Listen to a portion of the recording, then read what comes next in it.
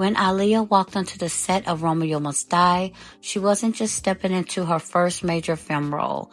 She was stepping into a future she had quietly prepared for. Long before Hollywood was paying attention. To the public, this looked like an overnight crossover moment, but in reality, it was just a result of years of discipline, patience, and dedication to becoming a real actress. This was the moment when Aaliyah stopped being seen as just a music star who wanted to act and started being seen as a movie star in her own right. By the late 1990s, Hollywood had begun to notice Aaliyah, not just for her beauty, not just for her fame, but for the calm, grounded presence she brought into every audition. When casting began for Romeo Must Die, the role of Trish O'Day was being considered for several young actresses. But when Aaliyah auditioned, something shifted. Casting directors later said there was something different about her energy. She wasn't trying to impress the room. She wasn't forcing emotion. She was natural, confident, and her presence stood out. Before long, Aaliyah was offered the role, and just like that, her journey into Hollywood truly began. For Aaliyah, stepping onto a real movie set was not intimidating. It was exciting. People who worked on Romeo Must Die said she arrived early, stayed focused, and listened carefully. She wasn't behaving like a celebrity. She wasn't behaving like a student of a craft. She asked questions. She took directions seriously. She practiced her line constantly between takes.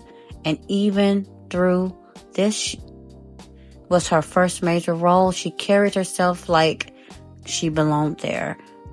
There was no ego, just determination. One of the most talked about parts of Romeo Must Die was Aaliyah's chemistry with Jet Li. Despite their language and cultural differences, their on-screen connection felt natural and believable. Off-camera, Jet Li later said that Aaliyah brought energy to the set, a calm energy.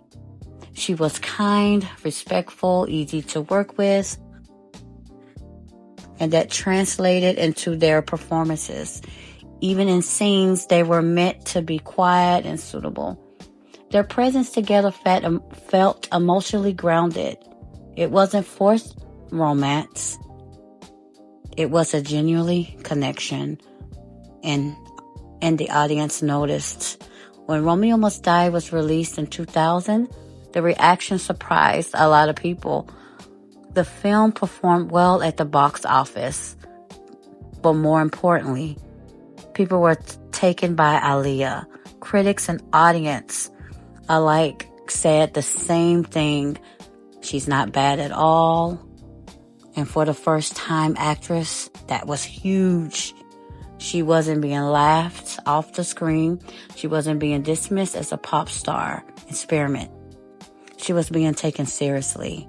Hollywood had officially met Aaliyah as the actress.